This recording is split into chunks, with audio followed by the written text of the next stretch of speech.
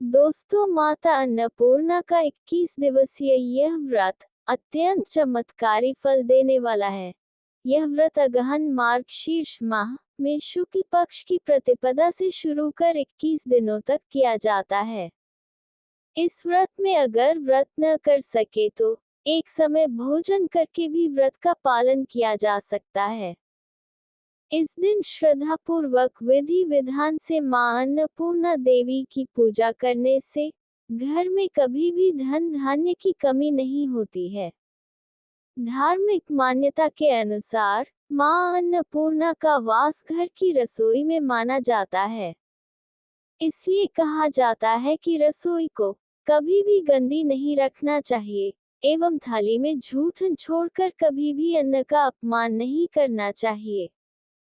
मां अन्नपूर्णा की कृपा से ही सृष्टि का भरण पोषण होता है।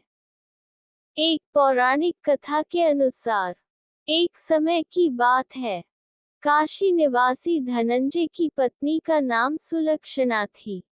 उसे अन्य सब सुख प्राप्त थे, केवल निर्धनता ही उसके दुख का कारण थी। ये दुख उसे हर समय सताता था। एक दिन सुलक्षणा पति से बोली, स्वामी, आप कुछ काम करो तो घर चले। इस प्रकार कब तक काम चलेगा? सुलक्षणा की बात धनंजय के मन में बैठ गई और वह उसी दिन विश्वनाथ शंकर जी को प्रसन्न करने के लिए बैठ गया और कहने लगा, हे देवाधिदेव विश्वेश्वर, मुझे पूजा पाठ कुछ आता नहीं है, केवल तुम्हारे भरोसे बैठा हूँ। इतनी विनती करके वह 2-3 दिन भूखा प्यासा बैठा रहा।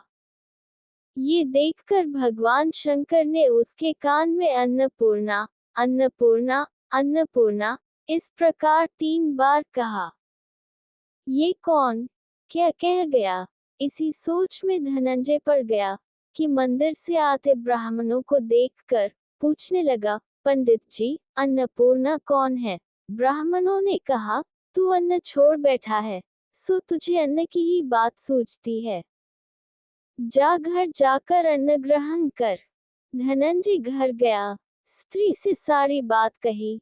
वह बोली, नाथ, चिंता मत करो, स्वयं शंकर जी ने यह मंत्र दिया है, वे स्वयं ही खुलासा करेंगे।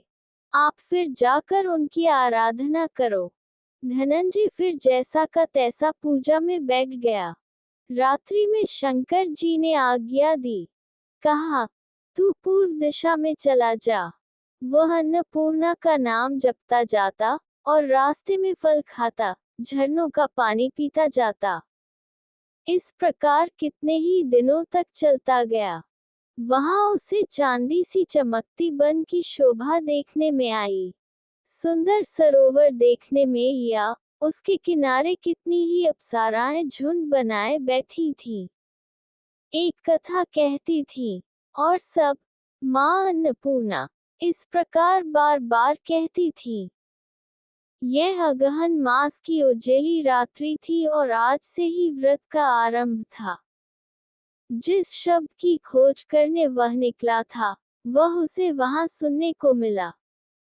धनंजय ने उनके पास जाकर पूछा, हे देवियों, आप ये क्या करती हो? उन सब ने कहा, हम सब मां अन्नपूर्णा का व्रत करती हैं। व्रत करने से की गई पूजा क्या होता है? ये किसी ने किया भी है? इसे कब किया जाए? कैसा व्रत है में और कैसी विधि है? मुझसे भी कहो। वे कहने लगी, इस व्रत को सब कोई कर सकते हैं। 21 दिन तक के लिए 21 गांठ का सूत लेना चाहिए। 21 दिन यदि न बने तो एक दिन उपवास करें। ये भी न बने तो केवल कथा सुनकर प्रसाद लें। निराहार रहकर कथा कहें। कथा सुनने वाला कोई न मिले तो पीपल के पत्तों को रखकर, सुपारी या घृत कुमारी वृक्ष को सामने कर, दीपक को साक्षी कर, सूर्य, गाय, तुलसी या महादेव को बिना कथा सुनाए मुख में दाना न डालें। यदि भूल से कुछ पड़ जाए तो एक दिवस फिर उपवास करें। व्रत के दिन क्रोध न करें और झूठ न बोलें। धनंजय बोला, इस व्रत के करने से क्या होगा?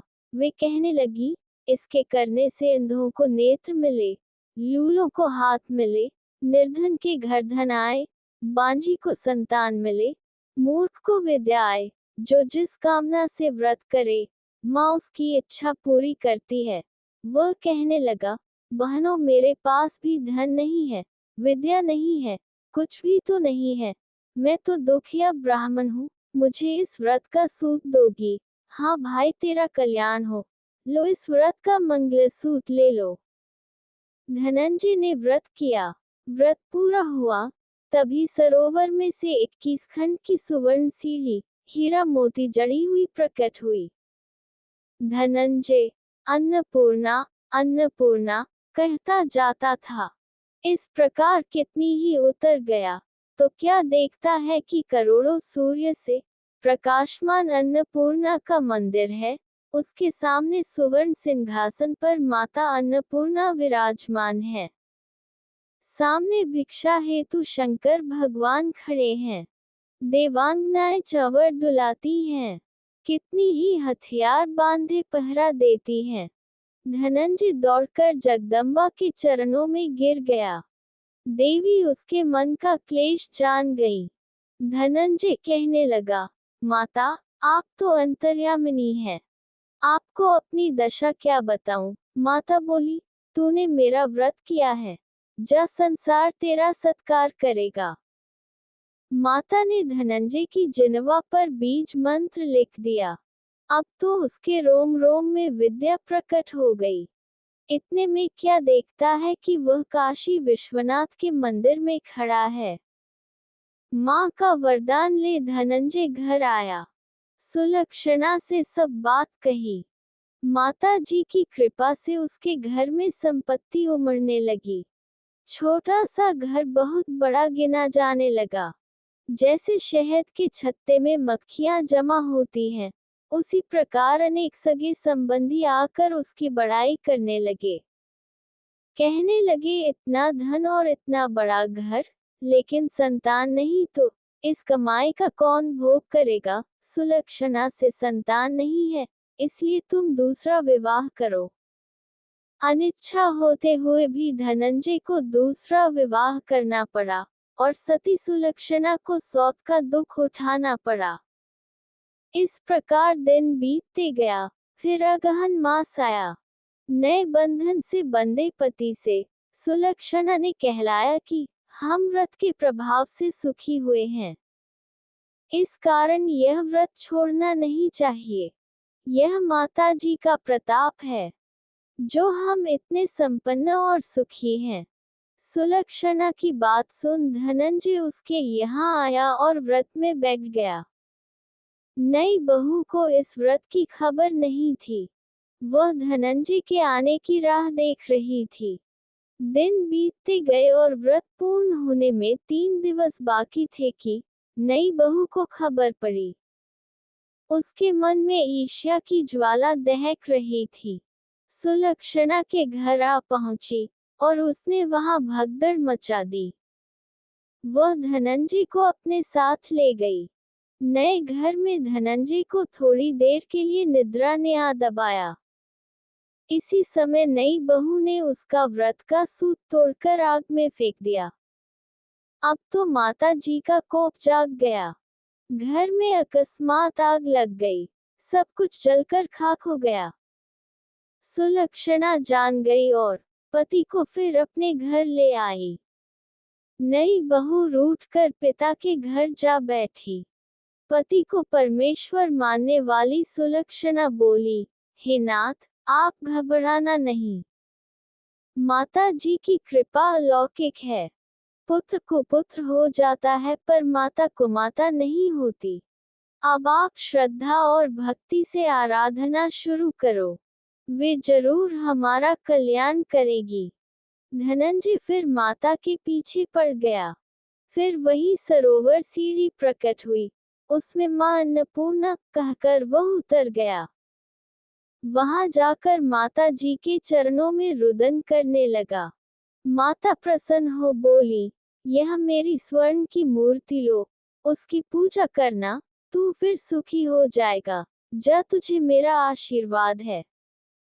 तेरी स्त्री सुलक्षणा ने श्रद्धा से मेरा व्रत किया है, उसे मैंने पुत्र दिया है। धनंजय ने आंखें खोली तो खुद को काशी विश्वनाथ के मंदिर में खड़ा पाया।